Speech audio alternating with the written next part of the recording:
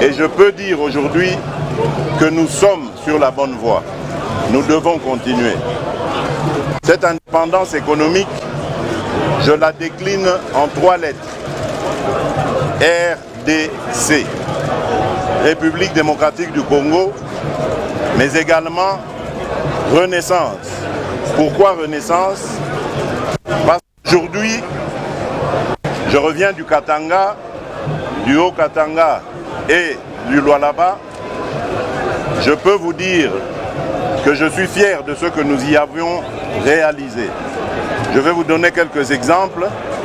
La société STL, la société de traitement du terril de Lubumbashi, qui est un actif de la République. Aujourd'hui, cette société a développé toute la chaîne de valeur pour la production du germanium. Et donc, on peut dire avec fierté que les lendemains sont meilleurs, car nous avons des partenaires aujourd'hui très sérieux, américains et japonais, qui vont même nous transférer de la technologie et qui vont permettre justement à ce que le germanium soit produit au Congo et peut-être même transformé jusqu'au produit fini. La société SNCC, qui était jadis le fleuron, un des fleurons de notre économie, et qui avait été mise par terre. Cette société est aujourd'hui ressuscitée grâce à la bravoure, au brio d'un de nos fils de l'UDPS, Fabien Moutombe, son directeur général, qui a remis sur les rails plusieurs voitures. Aujourd'hui, les Congolaises et les Congolais peuvent voyager sur les lignes SNCC comme les voyageurs qui font les mêmes déplacements en Europe. J'ai vu ces trains, ils sont formidables.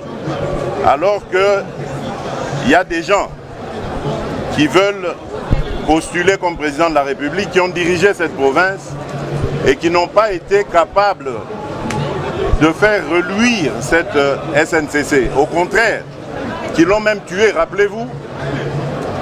Ils ont créé des sociétés de transport par route, ce qui a complètement tué la SNCC.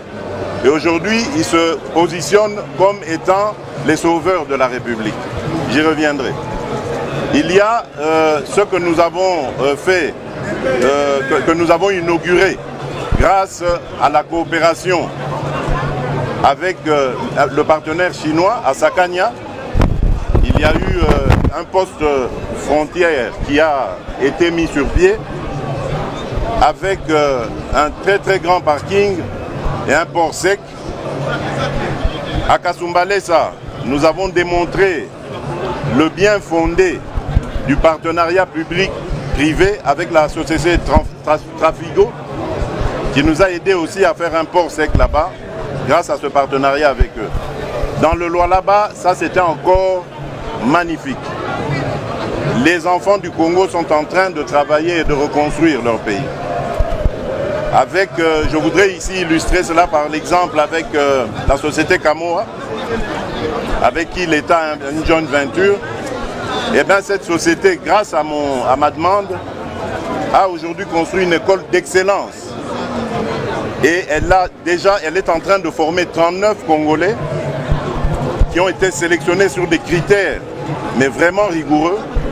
Et ces jeunes gens, dans quelques années, vont être le fleuron de notre industrie minière. Ce seront des capitaines d'industrie congolais qui vont pouvoir faire des meilleurs et des prodiges dans le domaine des mines. Donc c'est pour vous dire que le Congo est en marche. Le Congo va renaître. C'est pour ça le R de la République, ça signifie la renaissance. Nous avons restauré les universités et même nous en avons construit de nouvelles. Chose qui n'a jamais été faite depuis notre indépendance. Nous avons, rappelez-vous ce merveilleux souvenir, celui des Jeux de la francophonie. Nous avons organisé les Jeux de la francophonie. Aujourd'hui, nous avons des infrastructures sportives de haute facture. pour la jeunesse. Et donc, nous mettons un accent particulier sur la renaissance de notre pays. Certains diront même la remontada. Nous étions descendus très bas et aujourd'hui nous redonnons de la fierté aux Congolais. Le D de démocratique, mais pour moi je le mettrais de développement. Développement parce que notre pays est classé comme un pays sous-développé, un peu paradoxalement parce que nous avons des atouts pour avoir un des pays les plus développés, si pas les plus puissants du monde. Mais, comme vous le savez, le développement passe par une condition sine qua non, c'est la paix. Et pour avoir la paix, il faut s'en donner les moyens. Surtout pour un pays comme le nôtre, riche en potentialités diverses, qu'elles soient minières, qu'elles soient agricoles ou autres, même humaines. Donc nous avons beaucoup d'envieux. Et pour nous protéger contre ces envieux, il fallait monter en puissance nos forces de défense et de sécurité. C'est ce qui est en train d'être fait aujourd'hui. Nous sommes fiers de dire haut et fort que la République aujourd'hui est défendue. Nous avons encore en formation à peu près 40 000 jeunes qui avaient répondu à mon appel, souvenez-vous, à défendre la patrie, qui sont presque en fin de formation. Et ceux-là reviendront aussi pour renforcer les capacités de notre armée. Mais évidemment, le développement se fait par les individus.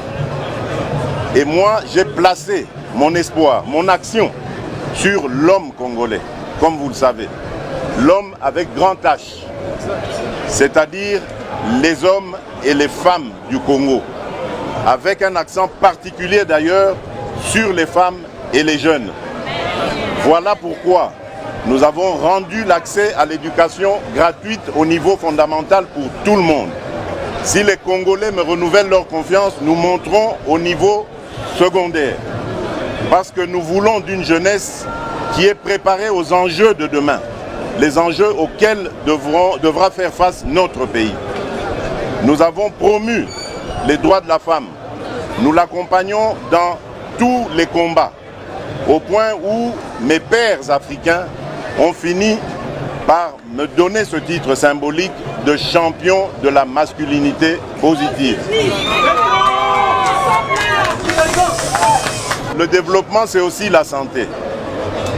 Et là aussi, nous avons une politique de couverture santé universelle qui consiste à faire à ce que tous les Congolais, de quelque condition sociale qu'ils soient, aient accès aux soins de santé et les meilleurs qu'il puisse y avoir dans notre pays. Et aujourd'hui, nous avons commencé par la catégorie la plus vulnérable, c'est la catégorie mère-enfant, en rendant les accouchements gratuits. Mais pas seulement les accouchements, même les consultations prénatales et postnatales. Parce qu'au cours de ces consultations, on fait aussi du planning familial pour doser les naissances et accompagner les mères. C'est donc devenu une réalité qui va s'étendre à tous les autres secteurs de la médecine.